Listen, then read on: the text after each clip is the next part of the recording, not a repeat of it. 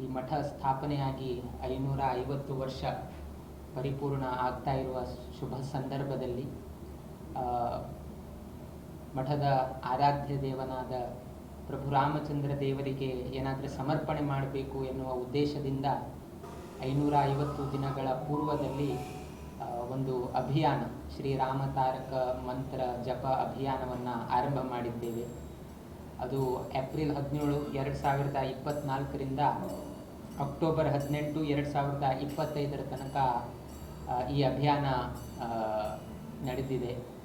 ಈ ಒಂದು ಅಭಿಯಾನದಲ್ಲಿ 550 ಕೋಟಿ ರಾಮತಾರಕ ಮಂತ್ರ ಜಪವನ್ನು ಸರ್ವ ಸಮಾಜ ಬಾಂಧವರಿಂದ ಒಗ್ಗೂಡಿಸಿ ಮಾಡಿರುವ ಈ ಅಭಿಯಾನ ಎಲ್ಲ ಸಮಾಜ ಬಾಂಧವರ ಒಂದು ಪರಿಶ್ರಮದಿಂದ, ಅವರ ಒಂದು ಭಕ್ತಿಯಿಂದ ಈ ಒಂದು ದೊಡ್ಡ ಅಭಿಯಾನ ಪರಿಪೂರ್ಣಗೊಂಡಿದೆ.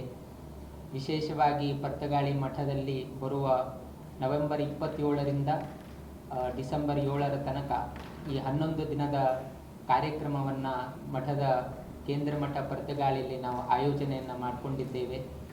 ಈ ಕಾರ್ಯಕ್ರಮದಲ್ಲಿ ಅನೇಕ ಕರ್ನಾಟಕ, ಮಹಾರಾಷ್ಟ್ರ, ಕೇರಳ ಮತ್ತು ಅನ್ಯ ರಾಜ್ಯದಿಂದ ಅನೇಕ ಭಕ್ತಾದಿಗಳು ಬರುವ ನಿರೀಕ್ಷೆಯಲ್ಲಿದ್ದೇವೆ.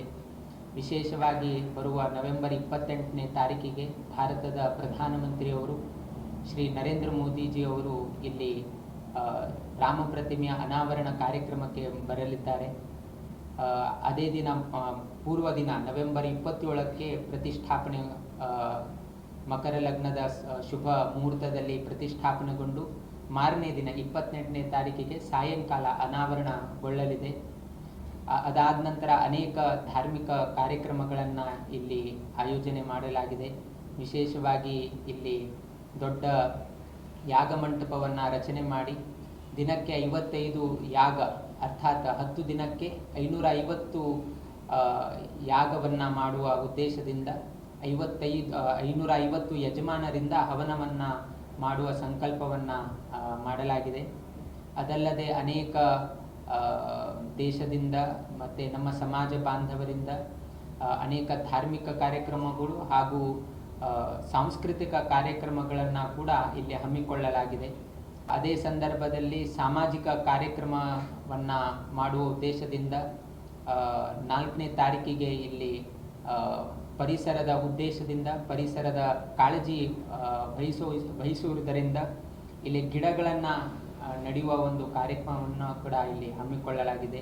ಈ 77 ಅಡಿಯ ಪ್ರಭು ರಾಮಚಂದ್ರ ದೇವರ ರಾಮ ಪ್ರತಿಮೆ, ಕಂಚಿನ ರಾಮ ಪ್ರತಿಮೆಯನ್ನು ಸ್ಥಾಪನೆ ಮಾಡುವ ಉದ್ದೇಶವನ್ನು 1.5 ವರ್ಷದ ಮುಂಚೆ ನಾವು ನಮ್ಮ ಆರ್ಕಿಟೆಕ್ಟ್ ಅವರಿಗೆ ಈ ಬಗ್ಗೆ ವಿಚಾರವನ್ನು ಮಂಡನೆ ಮಾಡಿದ ನಂತರ ಅದಕ್ಕೆ ಸೂಕ್ತ ಡಿಸೈನು, ರೂಪರೇಷೆ, ನಕ್ಷೆಗಳನ್ನೆಲ್ಲ ಅವರು ಇದು ಮಾಡಿ, ಈಗ ನೀವು ನೋಡಿರುವ ಪ್ರಭು ರಾಮಚಂದ್ರ ದೇವರ ಪ್ರತಿಮೆ, ಅದು ದೇವರು ತಮ್ಮ ಕೈಯಲ್ಲಿ ಧನುಷನ್ನು ಯಾವ ರೀತಿಯಾಗಿ ಇಟ್ಕೊಂಡಿದ್ದಾನೆ, ಆ ಧನುಷಿನ ಆಕಾರದಲ್ಲಿ ಆ ಭೂಮಿಯ ನಕಾಶೆ ಇದೆ.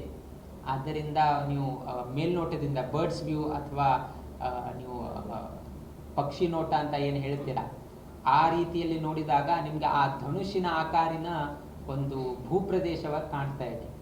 ಆದ್ದರಿಂದ ಆ ಸ್ಥಾನದಲ್ಲಿ ಪ್ರಭು ರಾಮಚಂದ್ರ ದೇವರನ್ನೇ ಸ್ಥಾಪನೆ ಮಾಡಬೇಕು ಎನ್ನುವ ಉದ್ದೇಶ ಬಂದು ಈಗ ಆ ರಾಮಾಯಣ ಥೀಮ್ ಪಾರ್ಕ್ ಅಂತ ಏನಿದೆ, ಅಂದರೆ ರಾಮನಿಗೆ ಸಂಬಂಧಿತ ಥೀಮ್ ಪಾರ್ಕ್, ಅದಕ್ಕೆ ನಾವು ದೇವರ ಹತ್ರ ಪ್ರಸಾದವನ್ನು ಕೇಳಲಾಗಿ ದೇವರು ಅದಕ್ಕೆ ಆದರ್ಶ ಧಾಮ ಎನ್ನುವ ಪ್ರಸಾದವನ್ನು, ಅಂದರೆ 2-3 ಹೆಸರುಗಳನ್ನು ನಾವು ಆಯ್ಕೆ ಮಾಡಿದಾಗ ಯಾವುದನ್ನು ಆಯ್ಕೆ ಮಾಡಬೇಕು ಎನ್ನುವ ಒಂದು ವಿವೇಚನೆ ಬಂದಾಗ ಭಗವಂತನ ಹತ್ರ ಪ್ರಸಾದ ತಗೊಂಡ ನಂತರ ಆದರ್ಶ ಧಾಮ ಇದಕ್ಕೆ ಇಡಬೇಕು ಎನ್ನುವುದು ವಿಷಯ ಬಂತು.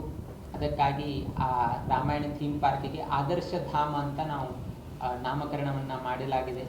ಅದೇ ಈ ಆದರ್ಶ ಧಾಮ ಎಲ್ಲ ಜನರಿಗೂ ಕೂಡ, ಎಲ್ಲ ಪಬ್ಲಿಕ್ ಜನರು ಬಂದು ನೋಡಿ ವೀಕ್ಷಣೆ ಮಾಡಿ ಅದರ ಜ್ಞಾನ ದೇಗುಲವನ್ನು ನೋಡಲಿಕ್ಕೆ ಅವಕಾಶವನ್ನು ಮಾಡಿಕೊಡಲಾಗುವುದು.